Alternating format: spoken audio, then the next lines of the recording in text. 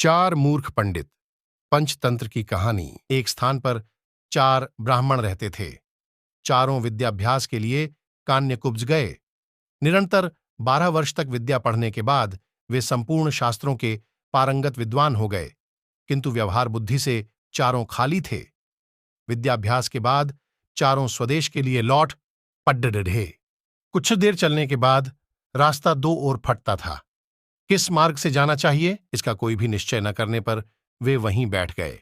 इसी समय वहां से एक मृत वैश्य बालक की अर्थी निकली। अर्थी के साथ बहुत से महाजन भी थे। महाजन नाम से उनमें से एक को कुछ याद आ गया। उसने पुस्तक के पन्ने पलटकर देखा तो लिखा था, महाजनों येन गथस पंथा, अर्थात जिस मार्ग से महाजन जाए वही मार्ग है। पुस्तक में लिखे को ब्रह्म वाक्य मानने वाले चारों पंडित महाजनों के पीछे पीछे श्मशान की ओर चल पड्डे किए। थोड़ी दूर पर श्मशान में उन्होंने एक गड्ढे को खड्डा हुआ देखा। गड्ढे को देखते ही उन्हें शास्त्र की यह बात याद आ गई, राजद्वारे श्मशाने चयस्तिष्ठति स बांधवा, अर्थात राजद्वार और श्मशान में जो खड्डा हो वह भाई होता है। फिर क्या था, चारों ने उस श्मशान में खड़ी गधे को भाई बना लिया। कोई उसके गले से लिपट गया तो कोई उसके पैर धोने लगा। इतने में एक ऊंट उधर से गुजरा। उसे देखकर सब विचार में पड्डीएच गए कि यह कौन है। 12 वर्ष तक विद्यालय की चारदीवारी में रहते हुए उन्हें पुस्तकों के अतिरिक्त संसार की किसी वस्तु का ज्ञान नहीं था। ऊंट को वेग से भागते हुए देखकर उनमें से एक को पुस्तक में लिखा यह वाक्य याद आ गया, धर्मस्य त्वरिता गतिः, अर्थात धर्म की गति में बद्धा वेग होता है। उन्हें निश्चय हो गया कि वेग से जाने वाली यह वस्तु अवश्य धर्म है। उसी समय उनमें से एक को याद आया, इष्टम धर्मेण योजयेत, अर्थात धर्म का संयोग इष्ट से करा दे। उनकी समझ में इष्ट बांधव था। गधा और ऊंट या धर्म दोनों का संयोग कराना उन्होंने शास्त्रोक्त मान लिया। बस खींच खांच कर उन्होंने ऊंट के गले में गड्ढा बांध दिया। वह गधा एक धोबी का था। उसे पता लगा तो वह भागा हुआ आया।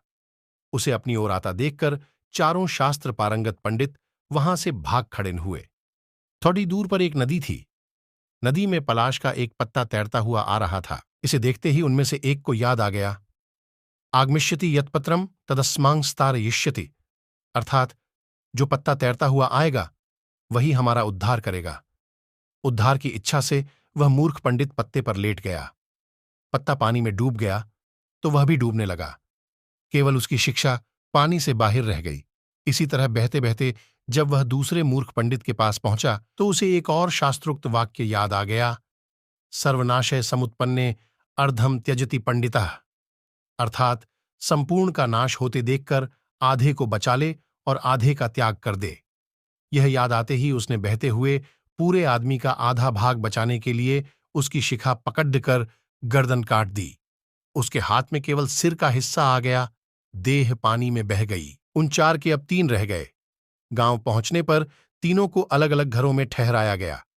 वहां उन्हें जब भोजन दिया गया तो एक ने सेमियों को यह कहकर छोड्डी आच दिया, दीर्घ सूत्री विनश्यति, अर्थात दीर्घ तंतु वाली वस्तु नष्ट हो जाती है। दूसरे को रोटियां दी गईं तो उसे याद आ गया, अतिविस्तार विस्तीर्णम तद्भवेन्न चिरायुषम, अर्थात बहुत फैली हुई वस्तु आयु को घटाती है। तीसरे को छिद्र वाली वटिका दी गई तो उसे याद आ गया, छिद्रेश्वनर्था बहुली भवंती, अर्थात छिद्र वाली वस्तु में बहुत अनर्थ होते हैं। परिणाम यह हुआ कि तीनों की जगहसाई हुई और तीनों भूखे भी रहे। सीख, व्यवहार बुद्धि के बिना पंडित भी मूर्ख ही रहते हैं। व्यवहार बुद्धि भी एक ही होती है।